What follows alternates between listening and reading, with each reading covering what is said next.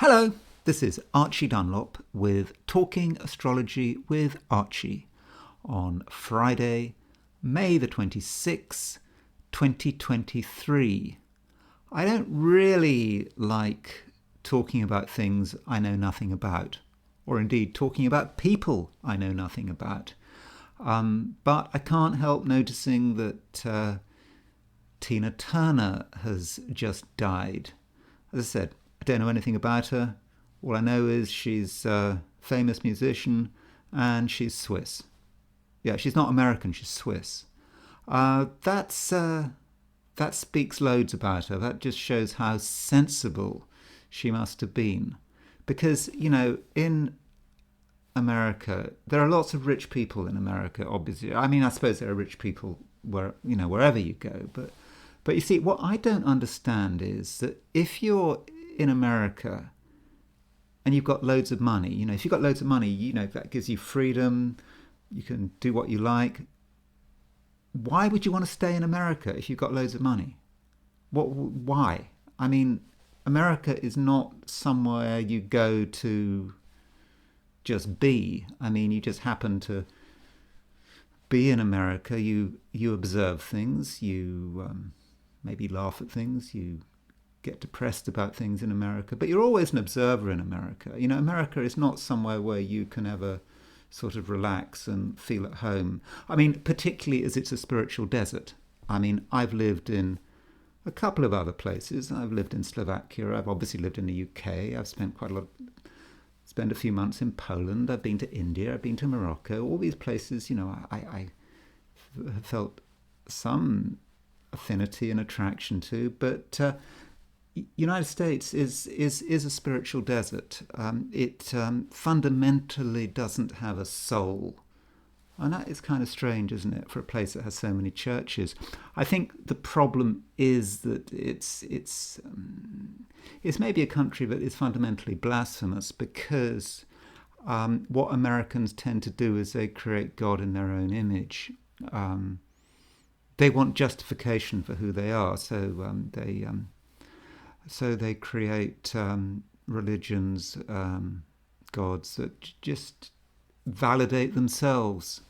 And yeah, there's no sense of spirituality. I mean, I did find that, I had a lot of spiritual beliefs and whatever before I came to America. But coming to America, it's just so difficult to hold on to them. You find yourself almost becoming an atheist in America. You just can't help it, because it's a spiritual desert. And so with Tina Turner, I don't know why she gave up her American citizenship, what her precise reasons were. She became Swiss citizen. She learned enough German to get through the citizenship test. But just that very fact means that I have a lot of respect for her. I said, don't know why she did it, but anyway, I do want to look at her horoscope, because she's in the news. Maybe if I have a title of a video with Tina Turner in it, people will visit it because they want to know about her, because she's just died. But it's an interesting chart, and with her chart, I want to kind of look at it perhaps in a different way, or almost an opposite way from the way I looked at when I looked at Charles Manson's chart. Because with Charles Manson's chart, I was trying to look at the positives. With Tina Turner, her chart, I just want to ask the question: what would happen if I showed you Tina Turner's chart and I said, well, let's pretend that this is a chart of a mass murderer. Does it fit? Could you find a mass murderer in that chart? So let me show you what I mean. Imagine that you show an astrologer a chart and you say, this is a chart of a mass murderer. Where can you support that view? And of course, astrologers, as I keep saying, they are very good at finding things in a chart. Yeah, you can find whatever you like in a chart. So let's look at Tina Turner's chart. She has got Sun Mercury conjunction in Sagittarius. It is opposition the moon. So, in other words, she was born on a full moon, and Mars is square this full moon. So, that is really dangerous. And if I told you that was a chart of a murderer, you'd say, yeah, I can see it. Look at that Mars. It's on the T of the T-square. Makes perfect sense.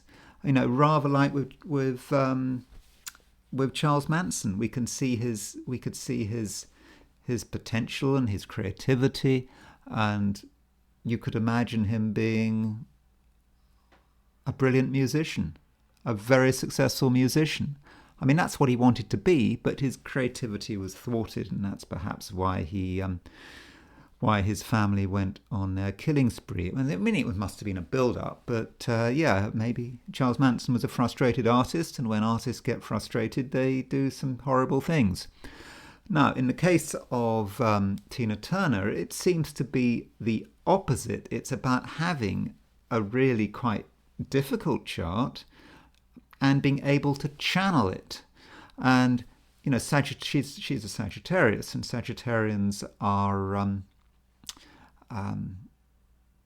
very good at going beyond the bounds of their birthplace. Looking beyond the next horizon, moving. Becoming a global star. That's a very Sagittarian thing.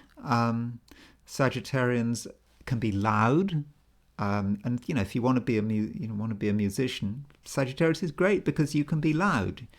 I don't know whether she was tactless, but Sagittarians are often tactless. Jim Morrison was a Sagittarian. I think that there's one of his concerts. He said he told the crowd. He told them all he was a Sagittarius, and all the crowd said, "Yeah, I'm a Sagittarius too." Whatever. And then Jim Morrison just said it's all bullshit. I think that's another thing about Sagittarians. Sagittarians tend not to believe in astrology. I've no idea whether Tina Turner believes in astrology, but Sagittarians are very mocking of other people's belief systems, or they can be. I've met a lot of astrologers and a lot of Sagittarians who are just completely awful when it comes to astrology. But anyway, I'm diverting. So you can see that what you have here is a high energy chart. And that must have been the key to her success, with Mars square her Sun Mercury in Sagittarius. She's got Leo rising. The Leo often talks about what someone looks like. Donald Trump, assuming his time is right, he's got Leo rising, and you think of his hair. And Tina Turner's hair, she has had something of a mane of hair, and you often get that with Leo rising. And in terms of the energy, look at Uranus. Uranus is exactly square, pretty close to a square of the ascendant. And when you have a planet up there square the ascendant, it's almost like it's conjunct the midheaven, even though it's not exactly on the midheaven. So I think that really fits. Now, as far as her death is concerned, she was 83 years old. Of course, nowadays 83 is kind of quite young to die in a way. I think she'd had health problems for a number of years, and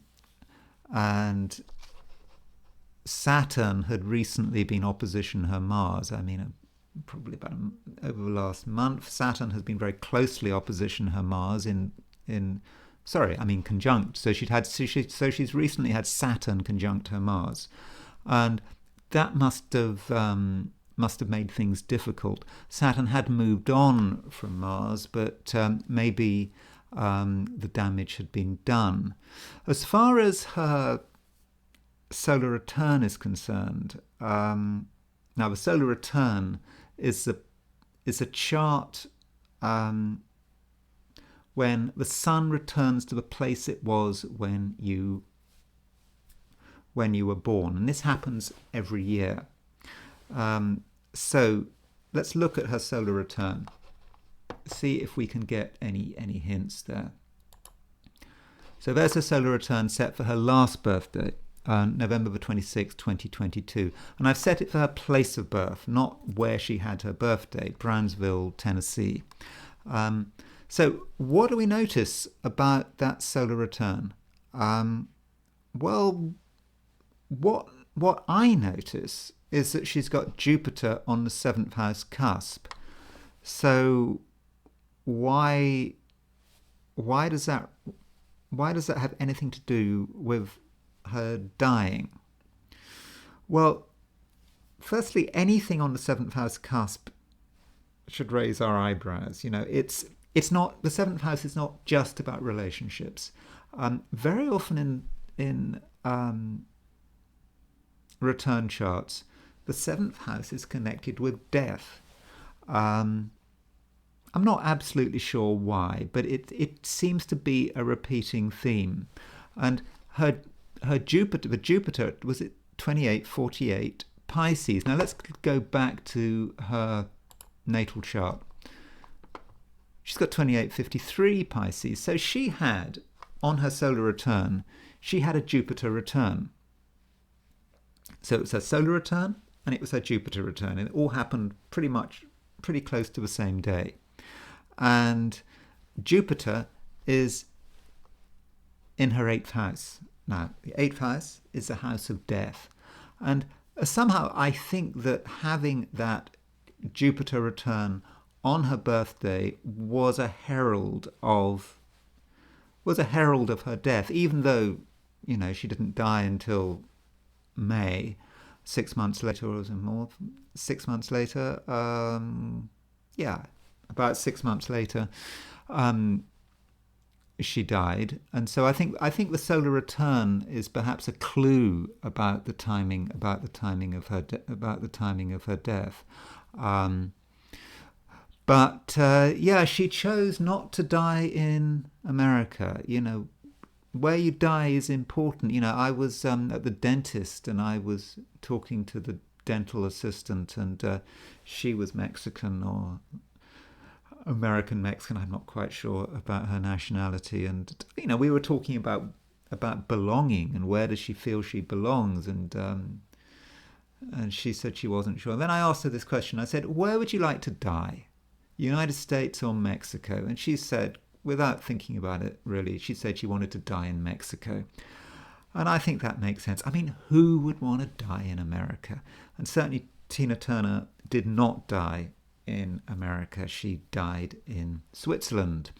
So that's all I'm going to say on the subject of Tina Turner. I'm sorry she's dead. She's got an interesting chart.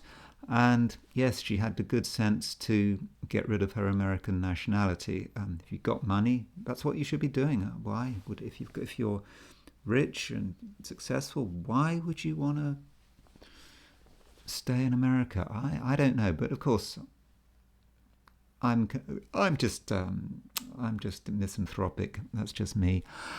So, what about today's astrology? Friday, May the 26th, 2023. You know, it's not very exciting. Today is not an exciting day. And it's the moon that makes it so unexciting. You know, the moon in astrology is probably the most important planet. Maybe it's even more important than the sun. And we can see that the moon is at 24 Leo. The moon actually doesn't work very well in Leo. Leo is a sign that the moon has no dignity in. It's not exalted in Leo. Doesn't have rulership of Leo. All the minor dignities that some astrologers use, none of them apply to the moon in Leo. And it is void of course. That means that the moon has made its last aspect to a major traditional planet before leaving the sign. It's going nowhere. And so I think we might feel that today. whatever the promise, it's just probably not going to happen. Or at the very least, we're going to have to take a long-term view. So if we get involved in something, we certainly shouldn't expect immediate results. It's going to take a long time. And to be successful, we're going to need to, there's going to have to be some change. That is about the moon moving into Virgo. Now that's going to happen quite soon, and that's a symbolic thing of, that we're not going to get what we want in this current space. That space has to change. It has to move into something else. Now, if there's anything positive to say about today, it is the fact that the planet Mercury is aspecting the Jupiter-Uranus midpoint. Jupiter-Uranus as a pair is very optimistic. It's about something happening which is good. I think Reinhold Ebertin describes the Jupiter-Uranus pair as the thank the Lord aspect. Something good can happen. We can have a realization that things really aren't as bad as they seem. And there might even be a sense of relief with Mercury aspecting the Jupiter-Uranus midpoint. So I think that's a nice balance to the moon. It's to the moon void, of course, in Leo. It's not all bad. And if we can think positively, we'll realize that, things could be a lot worse. Now, as far as my forecasts for the 12 signs are concerned, here we go. Aries, it's not enough to act on impulse. You have to plan to be creative over a period of weeks. Taurus, today there are interesting events and interesting meetings. There could be a financial surprise. Gemini, good news may be on the way. Mercury is aspecting the Jupiter-Uranus midpoint. Good news may be on the way, and the less you think about it, the better your chances. Cancer, what's done is done, and your own efforts are unlikely to make much difference. The reason I say that is because the moon rules Cancer, and it's void of course. What's done is done. Not much you can do now. You better wait for something to change. Leo, you're sensitive to your immediate environment, and you can feel that short term things are going nowhere. Moon is in Leo, void of course. Virgo, you can't work on a purely material level. A spiritual approach makes you grateful for life's opportunities. And perhaps the greatest opportunity is life itself. Libra, there's plenty of scope for excitement, but promises are meaningless. Scorpio, today has a lot of potential, but it is your job to actively make things happen. Sagittarius, travel plans take a long time to formulate, and even then, they might not come to anything. Capricorn, just because something is scary doesn't mean it can cause you harm. Aquarius, someone is making a quiet exit. And Pisces, partners are excited about something, but you know the truth. Now, as far as the I Ching is concerned, I asked the question, what is Friday going to be like for visitors to my YouTube channel? And I got hexagram number 11 locked. It's not going anywhere. And when you've got a locked hexagram, that's a hexagram where none of the 6 lines are moving. When you've got a locked hexagram, it's actually a bit like a void of course moon. It's not really going anywhere. But 11 is one of the best hexagrams. It's about peace. It means you've got a straight line, 1, 2, 3, got 3 lines, unbroken lines at the bottom, and then the top 3 lines are all broken. So it's you've got the symbolism there of heaven below, earth above, and that's kind of the way it should be. It's about great things appearing down here on earth, but the hexagram is of course locked, and it's about peace. It means today we can relax. We don't have to do anything. We can just enjoy what we've achieved, and we needn't worry too much about the future, because in the end, that is going to sort itself out. The only thing about this hexagram that it does perhaps promise, and I was looking at one of the ruling lines, when you've got a locked hexagram, you might want to look at one of the ruling lines.